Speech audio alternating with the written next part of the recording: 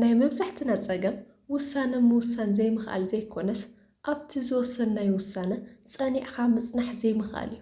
ቆራጻት ሰባት ነዚ ዝገብርዎ ብተፈጥሮ ዘይኮነስ መዓልታዊ ብዘማዕብልዎ ልማዳት እዩ። ቆራጻት ሰባት ካብቶም ዝተረፉ 90% ሰባት ዝፈልዮም 10 መለለይታት ባህሪታት ክነግረኩም። ሰላም፣ እዚ ቻናል ስነ ልቦና እዩ። እዚ መደብ ዘሰናደርኩም ድማ ኣነ ሓፍትኩም ሊድያ እየ። ነዚ ቻናል ሓድሽ እንተኮይንኩም ድማ ሰብስክራይብ ገሩ። እቲ ቀዳማይ ኣይፋልን ንምባል ኣይፈርሑን፣ ኣይፋልን ንምባል ትብዓት ኣለዎ። ቆራጻት ሰባት ጊዜኦምን ዓቕሞምን ኣዝዩ ክቡር ምዃኑ ኣጸቢቖም ይርዱ እዮም። ስለዚ ምስ ዕላማኦም ንዘይኸይድ ወይ ካብ መደቦም ንዝወፅእ ዝኾነ ይኹን ዘየድሊ ሕቶ ብትብዓትን ብትሕትናን ኣይፋልን ንምባል ኣይሰጉን። ሰብ እንታይ ክብለኒ እዩ ብዝብል ስምዒት ተኣሲሮም ካብ ገዛእ ርእሶም ዕላማ ኣየላግሱን።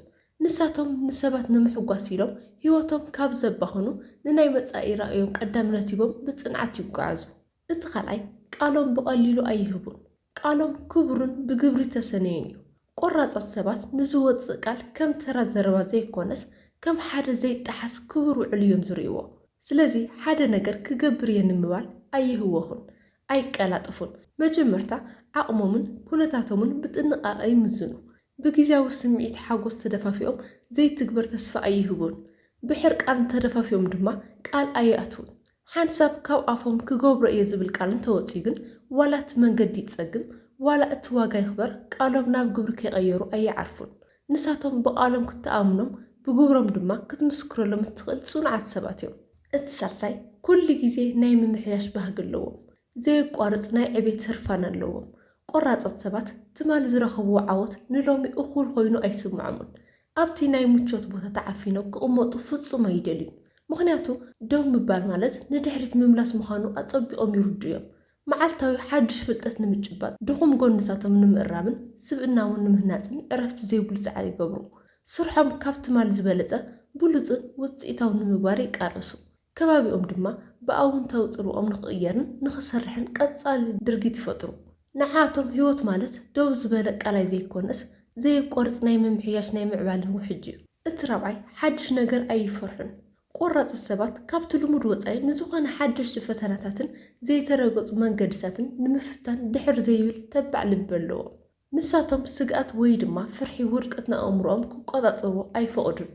እቲ ውፅኢት ከምቲ ዝተጸበይዎ እንተዘይኾነ እኳ እቲ ውድቀት ከም ስዕረት ዘይኮነስ ከም ሓደ ረዚን ትምህርትን ናይ ተመክሮ ምንጭን እዮም ዝርእይዎ።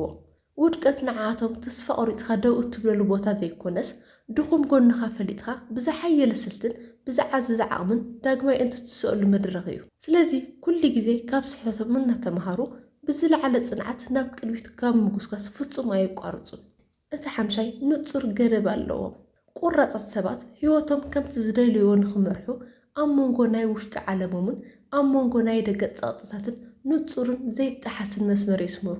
እዚ መስመር እዚ ንሰባት ካብ ምፍቃር ወይ ካብ ምቕራብ ዘግልል ዘይኮነስ ንመንነቶምን ንነፃነቶምን ዝሕሉ ድልዱል መስመር እዩ። ሰባት ክሳብ ክንደይ ርእይቶ ክህቡ ከም ዝኽእሉ ኣበይ ድማ ደው ክብሉ ከም ዘለዎም ብብልሓትን ብትብዓትን ይፍልጡ። ብሰባት ዝውሃብ ኣሉታዊ ነቐፌታ ይኹን ዘይድሊ ግላዊ ምትእትታው ንናይ ህይወት መደቦም ክዘርጉ ከቶ ኣይፈቕዱን። ንሳቶም ንህይወቶም በዓሎም ዝቆርፁ መሃንዲሳት እምበር ብናይ ሰብ ጽልዋን ድሌትን ዝወሳወሱ ሓርበኛታት ኣይኮኑን። እዚ ናይ መስመር ምምዳብ ብቕዓት ድማ ካብ ጭንቀት ነፃ ኮይኖም ሉዓላውነት ህይወቶም ንክሕልውን ብውሽጣዊ ምርግጋእ ንክጓዓዙን ዓብዪ ዓቕሚ ይኾኖም። እቲ ሻድሻይ ዝጀመርዎ ምውዳእ ናይ ጽኑዓት ሰባት ናይ ክብሪ መለለይ እዩ። ምጅማር ንዝኾነ ሰብ ቀሊል እዩ። ሓደሽቲ ነገራት ክንጅምር ከለና ኩላትና ብውዕቕ ስምዒትን ብዓብዪ ተስፋን ኢና ንብገስ። እንተኾነ ግን መብዛሕትኡ ሰብ እቲ ናይ መጀመርታ ድርጊት ምስ ሃሰሰን ብድሆታት ምስ በዝሐ ኣብ ፍርቂ መንገዲ ተስፋ ቆሪፁ ንድሕሪት ይምለስ። ቆራጻት ሰባት ግን ካብ ካልኦት ዝፈልዮም ፍሉይ ናይ መዛዘን ባህሪ ኣለዎም።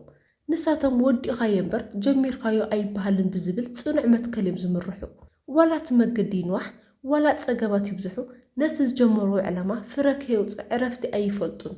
ንሳቶም ሓደ ነገር ንምንታይ ከም ዝጀመርዎ ኣጸቢቖም ስለ ዝፈልጡ ኣብቲ ፈተና ዝበዝሐሉ ፍርቂ መገዲ ተንበርኪኾም ኣይተርፉን። ንዓቶም ዓወት ማለት ውፅኢት ናይቲ ናይ መጀመርታ ውዕውዕ ስምዒት ዘይኮነስ ናይቲ ክሳብ መወዳእታ ዝጸንሕ ዘይበንን ጻዕሮምን ጽንዓቶምን እዩ። ሓንሳብ ምስ ተበገሱ መወዳእቱ ከይረዩ ሰላም አይረኽቡን። እቲ ሸውዓይ ምክንያታውያን እዮም። ቆራጥ ሰባት ብኣጋጣሚ ዝውስኑ ሰባት ኣይኮኑን። ንሳቶም ኣብ ህይወቶም ዝወስድዎ ነፍሲ ወከፍ ስጉምቲ ከም ሓደ ዓሚቕ ምክንያት ዘለዎ ውሳነ እዮም ዝርእይዎ። ሰባት ስለ ዝገበርዎ ጥራይ ወይ ድማ እቲ ነገር ስለተለመደ ጥራይ ናብኡ ኣይጎዩን። ጎረቤት ስለ ዝገበሮ ማሕበራዊ መራኸብታት ስለ ዘጉልሖ ወይ ድማ ጊዜያዊ ወረ ስለ ዝበዝሖ ጥራይ ናይ ሰብ ጽላሎት ክኾኑ ፍጹም ኣይመርጹን። ቅድሚ ዝኾነ ተግባር ንምንታይ ይሰርሖ ኣለኹ ንዝብል ረዚን ሕቶ ካብ ኣእምሮኦም ሓሊፉ ክሳብ ውሽጢ ልቦም ንዝዘልቕ ንጹርን ዘተኣማምንን መልሲ ኣለዎም። እዚ ንምንታይ ዝብል ዓሚቕ ምክንያት ድማ እቲ መንገዲ ምስ ጸልሞቶም ዘብርሃሎም ፋኑስ እቲ ናይ ህይወት ማዕበል ምስ በዝሖም ድማ ከይናወፁ ጸኒዖም ዝተሓዝሉ ድልዱል መልህቕ እዩ። ሓደ ሰብ ናይ ስርሑን ናይ ህይወትን ምስጢር ንጹር ምስ ዝኸውን ካብ ውሳንኡ ዘላጉሶ ዝኾነ ይኹን ጊዜያዊ ማዕበል ወይ ናይ ሰብ ጸቕጢ ኣይህሉን። ንሳቶም ብውሽጣዊ ብርሃን ዝመላለሱ እምበር ብናይ ደገ ድምፂ ዝድፍኡ ኣይኮኑን። እቲ ሻምናይ ስምዒቶም ይቆጻጸሩ።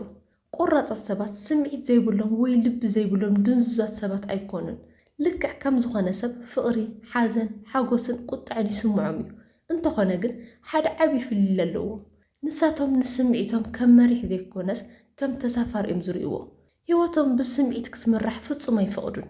ብቁጣዕ ተደፋፊኦም ሰብ ኣይብድሉን ወይ ድማ ህይወት ዘበላሽ ውሳነ ኣይውስኑን። ብሓዘን ተዋሒጦም ድማ ተስፋ ቆሪጦም ንድሕሪት ኣይምንኑን። ከምኡውን ብጊዜያዊ ሓጎስ ሰኺሮም ዓቕሞም ዘይፈቐዶ ዘይትግበር ቃል ኣይኣትውን። ውሳነኦም ኣብቲ ተለዋዋጢ ናይ ስምዒት ማዕበል ዘይኮነስ ኣብቲ ዘይናወፅ ናይ መትከልን ናይ ዕላማን ድልዱል ባይታ እዩ ዝህነፅ። ስምዒት ከም ደመና ይመጽእን ይኸይድን፣ ዕላማ ግን ከም ፀሓይ ጸኒሑ ይነብር። ንሳቶም ንስምዒቶም ብመስተውዐለ ኣእምሮኦም ተቆጻጺሮም ንውሳነታቶም መሳርሒ ጥራይ እዮም ዝገብርዎ። ንሳቶም ጎይቶት ስምዒቶም እምበር ባሮት ስምዒቶም ኣይኮኑን። እቲ ተሻዓይ ይቕሬታ ምባል ልማዶም እዩ። ቆራጽት ሰባት ይቕሬታ ማለት ስዕረት ዘይኮነስ ካብ ኩሉ ንላዕሊ ልዑል መንፈሳዊ ሓይልን ብስለትን ከም ዝሓትት ኣጸቢቖም ይርድዮም። ንሳቶም ንቕም ከም ሓደ ንቕድሚት ካብ ምስጓም ዝዓግት ከቢድ ጾር እዮም ዝርእይዎ። ንሰባት ይቕረ ዝብልሉ ምክንያት እቶም ሰባት ብቑዓት ስለ ዝኾኑ ጥራይ ዘይኮነስ ንሳቶም ባዕሎም ካብቲ ናይ ቂምን ጽልእን ባርነት ነፃ ኮይኖም ሰላም ንኽረኽቡ እዩ። ብተመሳሳሊ ንገዛእ ርእሶም እውን ብዝለዓለ ርህራሄ ይቕረ ይብሉ እዮም። ብጌጋታት ትማል ተኣሲሮም ኣብ ናይ ጣዕሳን ስለምንታይ ከምኡ ገይረ ንዝብል ጸቢብ ጉድጓድ ተዓፊኖም ኣይተርፉን። ንጌጋታቶም ከም መመርመርን መምሃርን እምበር ከም ቤት ማእሰርቲ ኣይጥቀሙሉን። ቂም መሓዝ ንኣእምሮ ከም ዝዕፍኖ ይቕሬታ ግን ንረኣዮም ከም ዘስፍሖ ይፈልጡ።